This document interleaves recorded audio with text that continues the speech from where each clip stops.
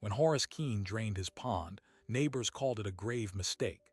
He was behind on loan payments, so he ignored them.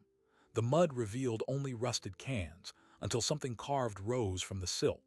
A 25-foot dugout canoe, perfectly preserved. The county archaeologist wept. That pond became the most important archaeological find in 3 states. The university paid him 6 figures, and the canoe now sits in the State Museum under his family's name. Horace Keene didn't drain that pond because of a dream. He did it because the bank had given him 90 days.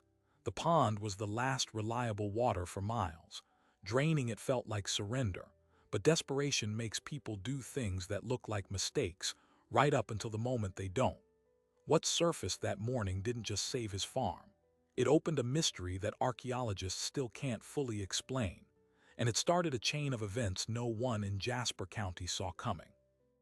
Horace's family had owned that land since 1882. The pond was dug by his great-grandfather, hand-scooped from a natural spring, and it had never run dry in 4 generations. Cattle relied on it. His neighbors relied on it. Even during the Dust Bowl, when every other water source in the county turned to cracked earth, that pond held.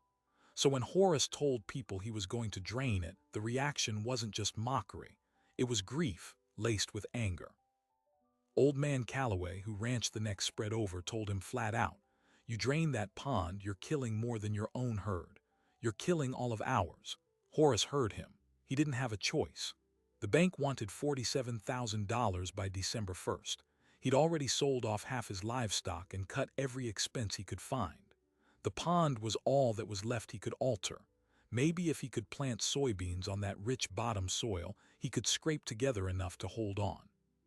So in mid-October, he fired up the pump. The water level fell slowly at first, then faster, exposing a ring of dark, sulfurous mud that smelled like wet matches and old secrets. Neighbors drove by just to shake their heads. The first week, nothing. Broken fence posts, a rusted tractor seat, the skeleton of a cow that had probably wandered in during a drought 30 years earlier and couldn't climb out. Horace stood at the edge every morning, looking for something he couldn't name. The mocking got quieter as the water got lower. Then, on the 8th day, a length of wood poked through the surface near the deepest end. Black as coffee, smooth as bone. It didn't look like a log. It looked carved. The county archaeologist, Dr. Lillian Marsh, got the call on a Thursday afternoon. She almost didn't return it. She was buried in a grant application, and Jasper County wasn't exactly a hot zone for archaeology. But a phone photo of the exposed wood, wet and gleaming, changed her plans instantly. She drove 4 hours that night and stood at the edge of the pond at dawn, the mud still squelching under her boots. What Horace had found was the prow of a dugout canoe. Not a fragment, not a broken piece. An entire vessel, 25 feet long, carved from a single cypress trunk, so perfectly sealed in the anaerobic clay that air hadn't touched its surface in a very long time. Dr. Marsh crouched beside it, ran her palm over the grain, and wept. She knew right there that this canoe wasn't just old. It was older than anything ever recovered in this part of the country, and that wasn't the most disturbing part. The next morning, as the last few inches of water drained away, something else emerged from the clay beside the canoe. Something that made Dr. Marsh call her department head and say 4 words she had never said before: "I need a forensic team." Because what was inside that canoe and what was buried beneath it meant Horace Keene's pond was not just an archaeological site. It was a crime scene that had been silent for thousands of years. What Dr. Marsh pulled from the clay that second morning stopped every conversation on site. Inside the canoe, tucked beneath a layer of preserved leaves and fibrous matting, lay the remains of a human being, not scattered bones. An intact skeleton, curled on its side, knees drawn toward the chest, arms folded across the ribs as if the person had been placed there with deliberate care. Or restrained. The forensic anthropologist who arrived that afternoon, a stern woman named Dr. Elena Ruiz, spent 6 hours documenting the remains before she spoke a word to anyone. When she finally emerged, she pulled Dr. Marsh aside and said 3 things that changed everything. First, the remains were ancient, far older than the canoe itself. Second, the individual had not died peacefully. The hyoid bone was fractured, the cervical vertebrae showed rotational stress, and there were defensive fractures on both forearms. Third, and most unsettling, the skull displayed intentional reshaping from infancy, a cultural practice not associated with any known indigenous group in this region. Dr. Marsh went pale. She hadn't just found a canoe.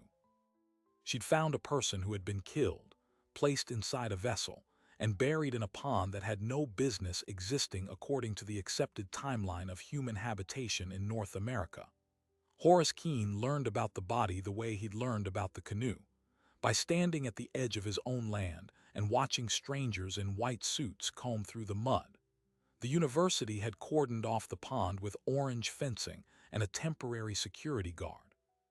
He wasn't allowed within 50 feet of the thing his great-grandfather had dug.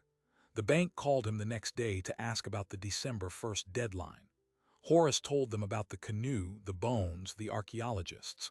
The loan officer paused, said she'd need to speak with a supervisor, and hung up without a resolution. He was suspended between two realities. In one, he was a failing farmer with no water and no plan. In the other, he was the accidental custodian of the most significant archaeological discovery in the region's history. Neither reality paid the bills. Then the radiocarbon results came back. The canoe was approximately 4,000 years old, give or take a century. That number sent a seismic wave through the archaeological community. 4,000 years pushed the existence of sophisticated watercraft in the interior of North America back by nearly 2 millennia. The human remains dated to roughly the same period, plus or minus 80 years. Dr. Marsh assembled a team of 12 researchers from 3 universities and secured emergency funding within 72 hours. What they found over the next 2 weeks peeled back layers of history no one had known existed beneath Jasper County. Beneath the canoe, in the anaerobic clay, the team recovered over 300 artifacts. Pottery shards with cord-marked patterns that didn't match any known regional typology. Stone tools made from chert sourced in quarries 600 miles away. A cache of freshwater mussel shells, each one deliberately perforated, strung together as if they'd once formed a necklace or a counting device. And then, at a depth of 11 feet, the dig hit something solid that wasn't wood. It was a platform. A layer of flat, fitted stones, arranged in a deliberate geometric pattern across an area of roughly 40 square feet. Beneath the stones, a second burial. This one contained the remains of a child. The discovery broke Dr. Marsh. She'd excavated dozens of sites across her career, but nothing had prepared her for the sheer density of intentionality at this pond. Everything about it screamed ritual. The canoe wasn't a boat that happened to sink. It was a coffin. The pond wasn't a natural depression. It was a mortuary, and the site was far larger than anyone had initially believed. Ground-penetrating radar surveys of Horace's property revealed at least 14 additional anomalies beneath the surrounding pasture. Subsurface features that looked, on the scans, like more canoes, more burials, maybe an entire ceremonial landscape buried under 4 millennia of silt and grass. News spread faster than the university could manage. Within 10 days, a local news crew filmed a segment from the county road. Satellite trucks from regional affiliates followed. Then a national archaeology magazine published a cover story with the headline, "The Jasper County Crime Scene, a 4,000-year-old murder mystery." That article brought the first wave of conspiracy theorists. They parked on the shoulder and aimed long-lens cameras at the excavation tents. They posted theories online that the bones belonged to giants, to lost European explorers, to something not entirely human. Dr. Marsh received 4 death threats in a single week. The university hired additional security. Horace couldn't sleep. But the public attention had one unexpected consequence. It attracted the notice of a 78-year-old retired linguist named Vernon Cross, who had spent 50 years studying pictographic writing systems across the eastern woodlands. Cross saw a photograph of one of the carved stones recovered from the burial platform and recognized a symbol he'd only ever seen once before, on a rock shelter wall in eastern Kentucky that had never been formally published. He drove 8 hours to the site, walked up to Dr. Marsh with a folder of his own hand-drawn notes and said, "I think I know who these people were. And if I'm right, everything we believe about this part of the continent before European contact is wrong." That conversation happened on a Friday afternoon. By Monday morning, a cease and desist order had arrived from the state's Department of Natural Resources, citing a century-old water rights agreement that classified Horace's Pond as a public water source. The extraction had violated code. The excavation was suspended. The site was ordered backfilled within 30 days. And Horace Keene, the man who had drained his own pond to save his farm, now stood to lose both the discovery and the land itself. The cease and desist order arrived by certified mail at 7:14 on a Monday morning. The document cited Section 9 of the Jasper County Water Rights Compact of 1912, a provision so obscure that the county clerk had to dig it out of a basement filing cabinet. The language was unambiguous. Any spring-fed body of water designated as a public livestock reservoir could not be drained, altered, or excavated without a permit from the Department of Natural Resources. Horace had never heard of the compact. His grandfather hadn't either, as far as anyone could recall, and the pond hadn't been used as a public reservoir since before the Second World War. None of that mattered to the state. They gave him 30 days to backfill the hole at his own expense. If he refused, he faced fines of $5,000 per day and potential criminal charges for willful destruction of a protected water source. The clock was ticking louder than any loan payment ever had. Dr. Marsh refused to pack up. She called the state's Archaeological Review Board, then the governor's office, then a former colleague who now worked for the Smithsonian. Within 48 hours, a coalition of 14 archaeologists, 3 university legal teams, and a nonprofit dedicated to preserving indigenous sites had filed an emergency injunction. Their argument was simple. The 1912 compact applied to water, not to the cultural material embedded in the mud beneath it. The pond was a burial site, possibly a ceremonial complex. Backfilling it would obliterate irreplaceable evidence of human history. A judge agreed to a temporary stay, giving the team 3 weeks to excavate everything they could. That was 12 days longer than the state wanted. It was also nowhere near enough time to document a site that was growing larger with every shovel stroke. Vernon Cross, the retired linguist, had spent those first chaotic days bent over photographs of the carved stones in a motel room on the county line. The symbols weren't decorative. They were a script. A highly structured system of abstract characters arranged in vertical columns, read from bottom to top, with recurring grammatical markers that Cross had spent 5 decades cataloging across the eastern woodlands. He called it the Adena syllabary, though he admitted the name was imprecise. The culture that produced it predated the Adena by at least 1,000 years and appeared to have originated far to the south, near the lower Mississippi Valley. The symbols on the Jasper County stones matched a handful of inscriptions from Kentucky, Tennessee, and one isolated boulder in northern Alabama. The unified message, when Cross began to translate it, made his hands shake. It was a funerary text.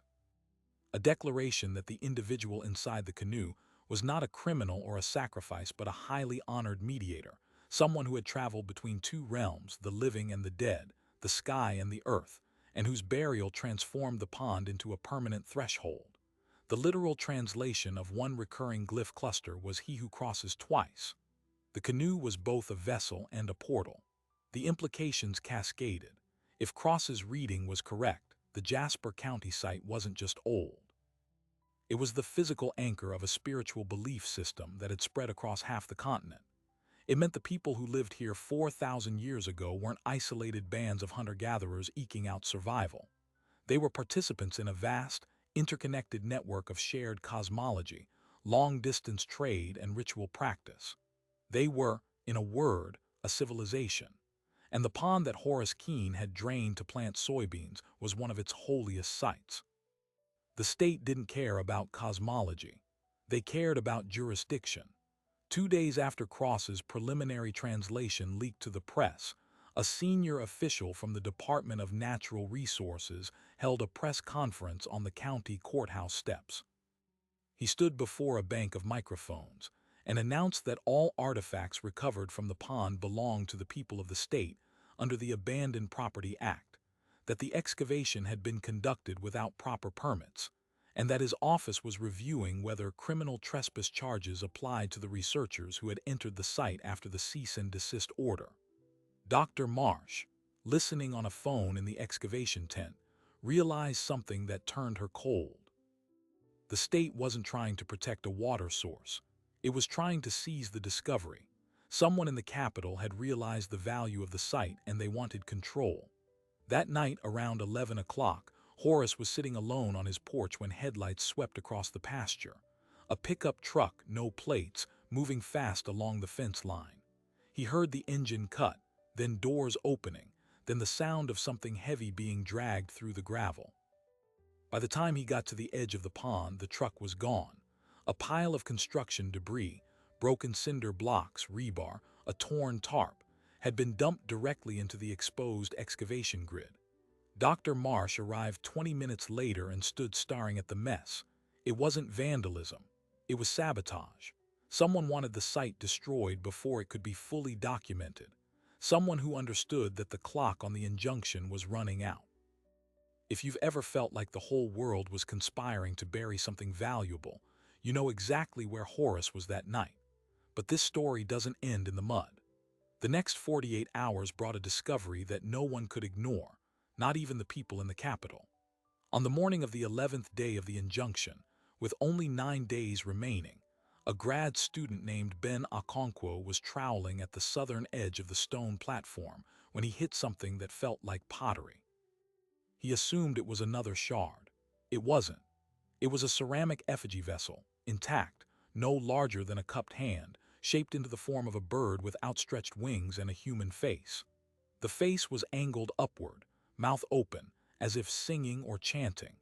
Embedded in the clay of the vessel's interior were traces of a dark residue that later tested positive for the alkaloids found in psychoactive plants, tobacco, possibly datura, and something else the lab couldn't immediately identify.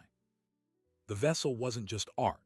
It was a ritual object used in ceremonies that altered consciousness. The bird-human hybrid matched descriptions in Cross's translations of the script, a psychopomp, a guide for souls crossing between worlds. For the first time, the archaeology, the linguistics, and the iconography all aligned perfectly. The pond was a ritual complex where people came to contact the dead, to commune with ancestors, to mark the passage of the sun and the seasons. It was not a grave mistake. It was the center of a world. The discovery hit the front page of the state's largest newspaper the next morning. Public sentiment, already leaning toward Horace and the researchers, flipped entirely. Letters poured into the governor's office. The state archaeologist, who had been silent until now, issued a public statement calling the site of incalculable importance to the understanding of early North American societies. The Department of Natural Resources suddenly stopped mentioning criminal charges. Their legal team requested a meeting with Dr. Marsh and the university's attorneys. The conversation that followed was tense, but the outline of a resolution emerged. The state would drop all claims to the artifacts if the university agreed to a permanent conservation easement on the land, funded by a private donor who had just stepped forward. That donor was Margaret Holloway, the 82-year-old widow of a shipping magnate who had read about Horace's situation and offered to purchase the 11 acres at market value, then donate the property to a newly formed nonprofit dedicated to studying the site. Horace would get enough money to pay off his debts and keep his house. The university would run the research. The canoe and all associated artifacts would remain in the State Museum. And the pond, once refilled only for the sake of the water table, would be designated a historical monument under Horace's family name. The judge's gavel fell on a Thursday afternoon, sealing the agreement into a court order. The excavation could continue. The site would be preserved. Horace Keene, the quiet man who had drained his pond because the bank gave him no other choice, had not lost his farm after all. He had given it a new purpose that would outlast him by millennia. And every farmer who once laughed at his mistake was about to learn something that changed the way they looked at their own land forever. The first sign of that change came from the man who'd been loudest in his scorn. Old Man Calloway, the rancher who once told Horace he was killing more than his own herd, drove through the gate on a Saturday morning without a trace of bluster. He stood at the edge of the refilled excavation grid, hat in his hands, and watched the team brush soil from the bones of a person who'd been waiting 4,000 years for someone to find them. He didn't speak for nearly 10 minutes. Then he asked, quiet enough that only Horace could hear, whether there might be anything like that under his own creek bottom. Horace didn't gloat. He told Calloway to call Dr. Marsh. That was it. No sermon, no "I told you so." The future had undone the past without a single argument. The canoe took nearly a year to stabilize. Conservators at the State Museum bathed it for months in a heated polyethylene glycol solution, replacing water molecules with wax at the cellular level so the wood wouldn't crack when exposed to air. The process cost more than Horace's original debt, covered entirely by Margaret Holloway's foundation. When the vessel finally went on display in a climate-controlled gallery, the plaque beside it read, "Keene Canoe, circa 2000 BCE, discovered on the property of Horace M. Keene, Jasper County, gift of the Keene family." No mention of the bank. No mention of the soybeans that were never planted. Just the name of a quiet man who had drained his own pond and by doing so had given the state its oldest watercraft and its most profound archaeological puzzle. The museum unveiling drew 3,000 people on opening day. They filed past the canoe, past the tiny bird-faced vessel, past Cross's painstaking translations of the script. The signage didn't shy away from the word civilization. It explained that the pond was a mortuary complex, that the man in the canoe had been a ritual specialist, that the site was part of a network of ceremonial centers stretching from the Great Lakes to the Gulf Coast. Children pressed their faces to the glass. Reporters from national outlets filed stories that framed Jasper County not as the middle of nowhere but as the center of something. Somewhere in the gift shop, a postcard of the Keene canoe sold out by noon. Back on the farm, the excavations continued for 3 more seasons. Each summer, Dr. Marsh returned with a fresh team of graduate students and an updated list of questions. They found 3 additional canoes buried in the clay, none as large as the first, each containing a single occupant and a distinct set of grave goods. They mapped the stone platform and traced its alignment to the summer solstice sunrise. They identified pollen grains in the sediment that revealed the pond had once been surrounded by a managed grove of nut-bearing trees, deliberately planted and tended. The landscape wasn't a wilderness that humans had stumbled into. It was a constructed place, designed and maintained by people who understood engineering, astronomy, and the long memory of the dead. Horace watched all of it from his porch, the same porch where he'd once sat counting the days until foreclosure. The loan was paid in full. The farm was his. He'd sold 11 acres to the foundation at a price that let him keep the house and the remaining pasture, and the foundation had leased those acres back to him for $1 a year, provided he allowed continued archaeological access. He bought a small herd of cattle with the money and rebuilt the fence his great-grandfather had first planted. On quiet evenings, he'd walk out to the pond site, now a grassy basin with a historical marker, and think about the man who had crossed twice, the mediator buried in a canoe that had waited for someone to find it. He said once to a reporter that he'd spent his whole life trying to make the land pay. It had paid him in the end, in a currency no bank could touch. The final surprise arrived in the 3rd year of the dig, the kind of detail that makes historians go silent in their chairs. Dr. Marsh had asked the County Historical Society to search their archives for any 19th-century records of the Keene property. A volunteer found a leather-bound journal kept by Horace's great-grandfather, Alastair Keene, who dug the original pond in 1882.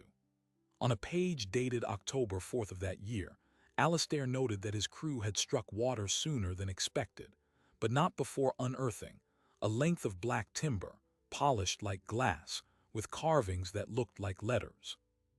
He'd pulled it from the hole, puzzled over it for an afternoon, and then used it as a fence post.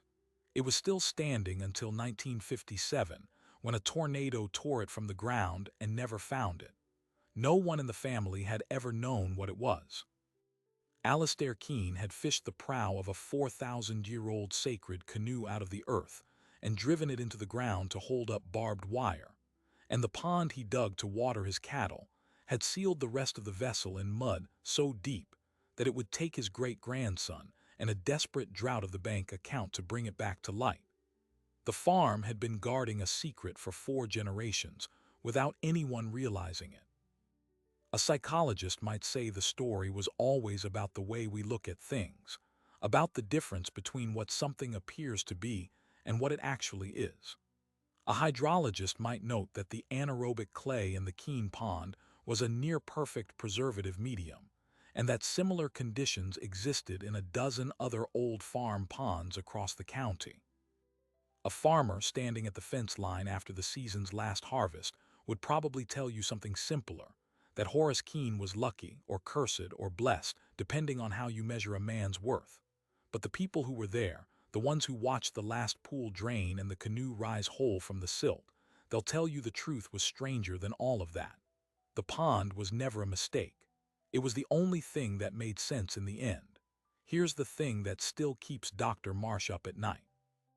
The Keene Pond is not unique. Jasper County alone has over 200 spring-fed farm ponds that match the same geological profile. Most of them have never been drained, never been scanned, never been looked at as anything but water for cattle. The same anaerobic clay that preserved that canoe for 4,000 years is sitting right now beneath dozens of other muddy bottoms, inches from the surface, waiting. And that's just one county. Extend that logic across the continent, across every old farm, every forgotten property, every patch of ground we've decided is empty simply because no one has bothered to look. What Horace found was not a miracle. It was a reminder that most of human history is still underground, buried under places we walk past every day without a second thought. The question is whether there's more. The question is whether we're paying enough attention to notice it when the water drops. If this story made you look at your own backyard a little differently, hit subscribe before we fade to black. Tell us in the comments about something you once overlooked that turned out to matter. Share this with someone who needs a reminder that the ground beneath their feet might not be finished telling its story. And as always, let us know where in the world you're watching from tonight. We'll see you in the next one.